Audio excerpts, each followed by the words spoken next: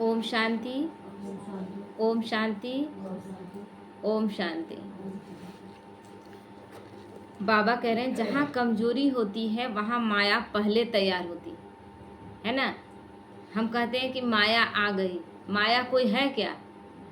माया कोई है थोड़ी ना कि जो वो आ गई और हमारा कुछ कार्य कर दी। माया हमारे अंदर का अपनी कमजोरी। तो बाबा कहते हैं कि माया तैयार रहती है, कहाँ हमारा टेंशन गड़बड़ हो कि वो प्रवेश करे। तो माया के आने का रास्ता है ही कमजोरी। कैसे कमजोरी? जैसे कि कुछ अभी ठीक चल रहे हैं और चलते चलते कभी लगता है ना कि पता नहीं कोई ऐसा विघ्न ना आ जाए कि हम नहीं चलने सकेंगे। अब आप आवाहन कर दिए अंदर से, अब विघ्न वैसा आ जाएगा, क्योंकि कमजोरी माया देख ली कि ये इस चीज में कमजोर है। ये जिस रिश्ते के मोह में फंसे हुए हैं, तो वो बार बार माया देख रही है कि इसी रिश्ते के मोह में फंसा हुआ है, तो फिर उसी रिश्ते के रूप में आएगा। जो भी कमजोरी देख लेगी माया, उसी रूप में आपके ऊपर हमला करेगी। तो हम बाबा इसलिए क्या कहता है, कमजोरियों का रास्ता बंद कर दो। ना कोई से लगाव, न झुकाव, न किसी से घृणा नफरत। क्योंकि लगाव झुकाव में भी आप याद करते हैं, किसी से घृणा है नफरत है तो भी उसकी याद में रहती है। एक के लिए हमेशा सोचते हैं कि उसको कुछ दिक्कत ना हो, और एक के लिए सोचते हैं कि उसका दिक्कत हो जाए, कुछ उसका बुरा हो जाए। यानी दोनों स्थिति में आप फंसे हुए। दोनों स्थिति नहीं, हमारी स्थिति दोनों से डिटैच हो। हम सबके लिए अच्छा सोचे, चाहे वो कैसा भी हो, है ना। तो बाबा कहते हैं कि माया के आने का रास्ता कमजोरी है। जरा सा भी रास्ता मिला तो झट पहुंच जाती है, क्योंकि वो बाबा उसको हायर किया हम लोगों के लिए, तो वो अपना काम अच्छे से करती है। हमको भी अटेंशन रखने बाबा बोला है, लेकिन क्या हम अटेंशन रख पाते हैं? 24 घंटे अटेंशन रहता है क्या? लेकिन माया का अटेंशन 24 घंटे है कि कहाँ ये इसका वीकनेस हमको दिखे, जहाँ से हम प्रवेश करेंगे। तो जैसे आजकल डाकू क्या करते हैं, दरवाजा भले बंद हो लेकिन वेंटिलेटर से भी आ जाते। छोटा सा रास्ता है, उसको बड़ा बना के वो प्रवेश कर जाएगा और डकैती करके चला जाएगा। तो उसी तरह अगर कोई छोटा सा भी रास्ता कहीं छोड़े हुए हैं तो माया वहाँ से प्रवेश करेगी, अपना कार्य करेगी, विघ्नों में फंसाएगी। और जब हम हार जाएंगे तब समझ में आएगा कि माया आ गई। तो हम लोग क्या कहते हैं, माया आ गई ना, माया आ गई इसलिए ऐसा हो गया। लेकिन माया कैसे आ गई? माया का आने का रास्ता किसने दे दिया? चोर दरवाजा किसने खुला रखा था? तो जरा सा संकल्प मात्र भी कमजोर होना अर्थात माया को रास्ता देना है। माया को आने का हमने रास्ता दिया। जैसे शरीर की कमजोरी बीमारी बनकर सामने आती है ना, पहले कमजोरी वीकनेस लगेगा, इम्यून सिस्टम कमजोर हो गया, शरीर में कमजोरी आया तो एक छोटा सा आपको सर्दी खांसी भी बड़ा लगने लगेगा। क्यों? क्योंकि शरीर कमजोर। तो क्या करना है, सबसे पहले हमेरा वीकनेस दूर करना है, तब बीमारी दूर होगा। हम बीमारियों का इलाज करते जा रहे हैं, एक बीमारी ठीक होता है फिर दूसरा आ जाता है, दूसरा, क्योंकि इम्यून सिस्टम ठीक ही नहीं है हमारा। शरीर कमजोर है तो बीमारियों को अपने तरफ आकर्षित कर रहा है, तो मन कमजोर है तो विघ्नों को अपने तरफ आमंत्रित कर रहा है। माया और कोई चीज नहीं है।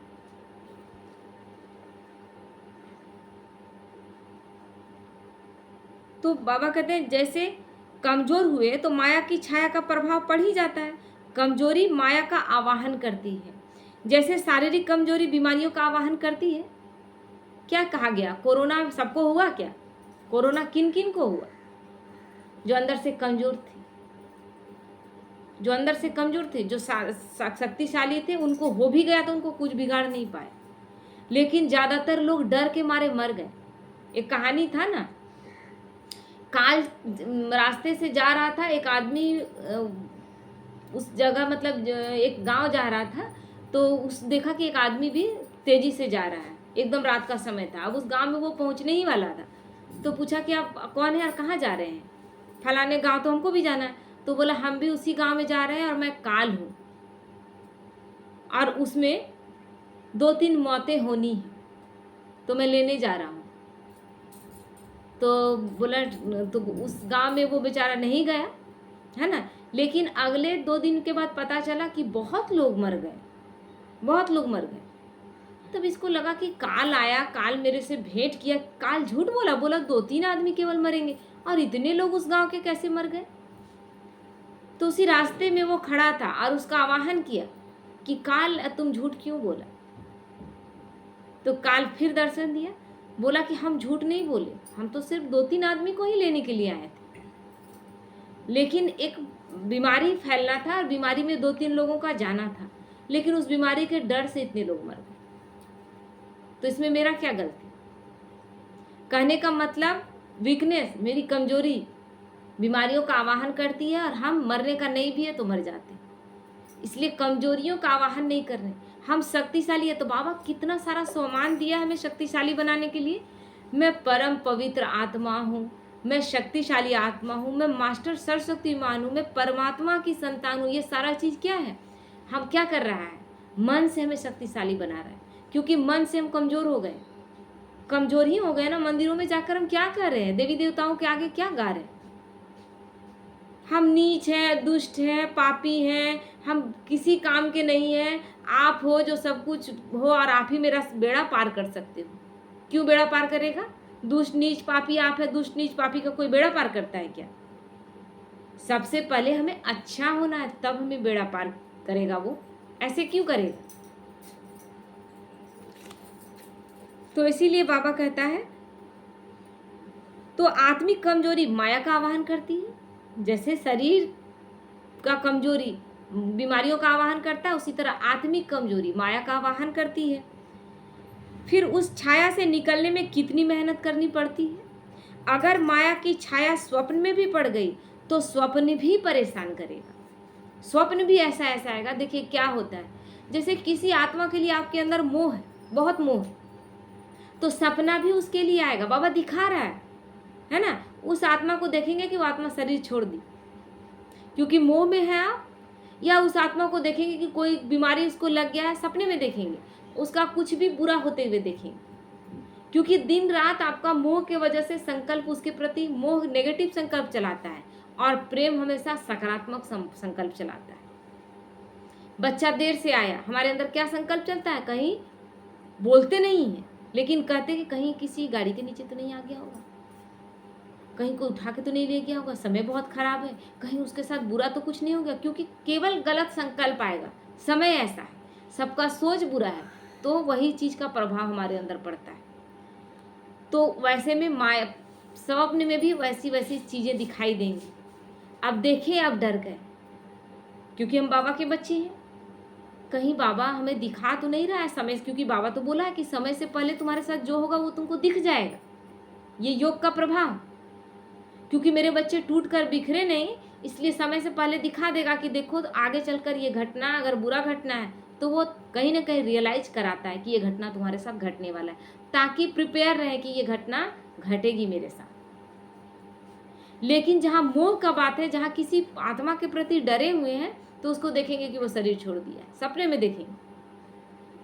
अब आप 1-2 दिन परेशान रहेंगे, क्योंकि अब क्या है, कन्फ्यूजन है ना कि बाबा कहीं दिखा तो नहीं रही, आत्मा शरीर तो नहीं छोड़ देगी। ये मोह है केवल, और माया आपको डरा रही है। फिर 1 दिन 2 दिन आपका योग बिगड़ेगा, आपकी स्थिति डगमग होगी, तो केवल ये खेल। या फिर क्या होता है, जिससे मोह है उस पर कोई ऐसा विघ्न आ जाएगा कि उसमें फंसा हुआ महसूस करेंगे कि पता नहीं उसके साथ क्या होगा।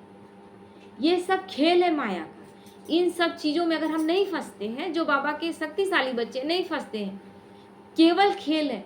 जब भगवान कह दिया ना कि पेपर टाइगर है, जिसको तुम लोग समझ लेते हो असली शेर, असली शेर है नहीं, हम उसको असली बना देते। तो बाबा कहते कि स्वप्न में भी परेशान करेगा। फिर ब्राह्मण से क्षत्रिय बन जाते हैं तो फिर युद्ध करनी पड़ती है। युद्ध क्या करते हैं, पता नहीं क्या होगा। अब युद्ध चल रहा है, मन का युद्ध चल रहा है, तीर धनुष आ गया राम जी का, त्रेता में चले गए, सतयुग नहीं नीचे चले गए।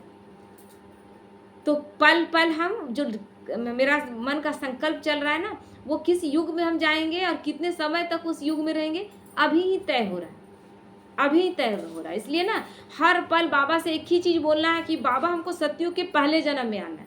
अब तुम जैसे लाओगे हमको नहीं पता, हम बहुत कमज़ोर हैं, ठीक है हम कमज़ोर हैं, लेकिन हम आपका बच्चा है ना, अब आपको लाना है, आपको लाना है। अब हमको ठीक करो, तुम मेरे में बहुत कमजोरी है तो कमजोरियों को ठीक करो।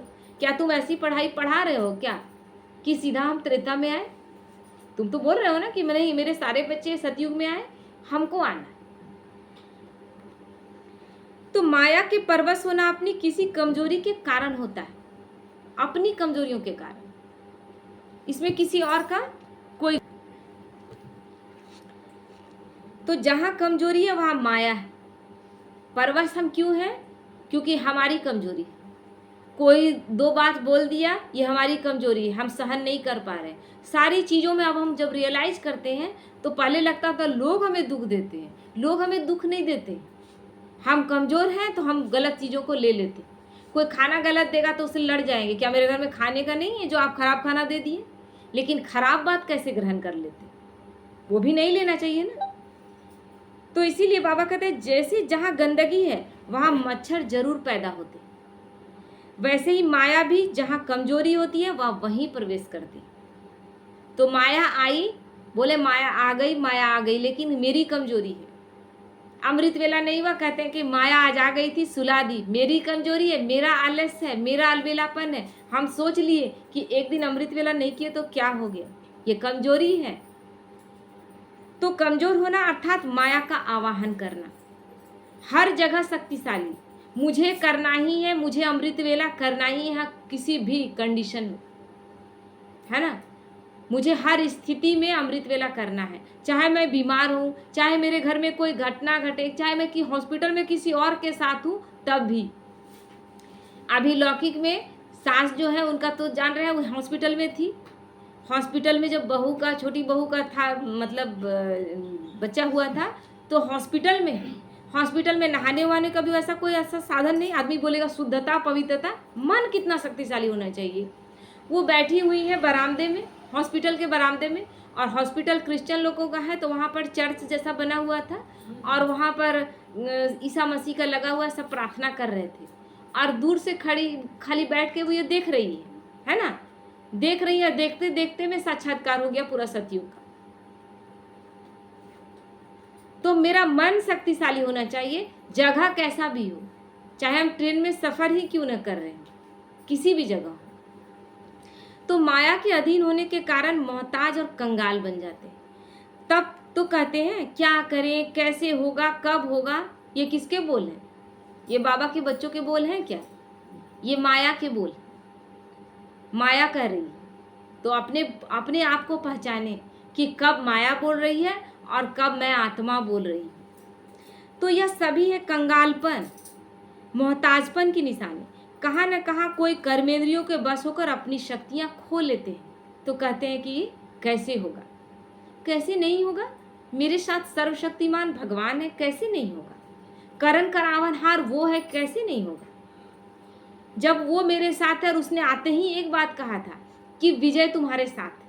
मैंने जिस दिन तुम्हारा हाथ पकड़ा उसी दिन विजय का तिलक लगा दिया।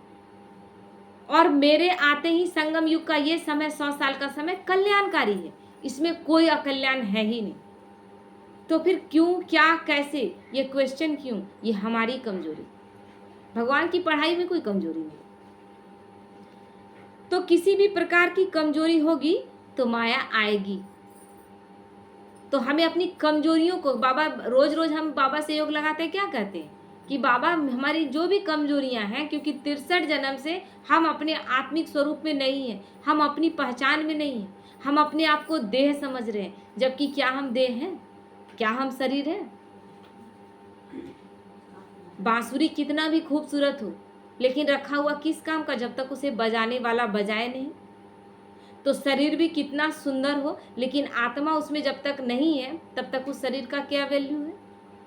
मेरा माँ है, बाप है, मेरा बेटा है, बेटी है, बहुत प्यारा है, लेकिन आत्मा ने उस शरीर को छोड़ दिया, उसके बाद क्या कहते हैं? उसको डेड बॉडी कहते हैं, लाश कहते हैं।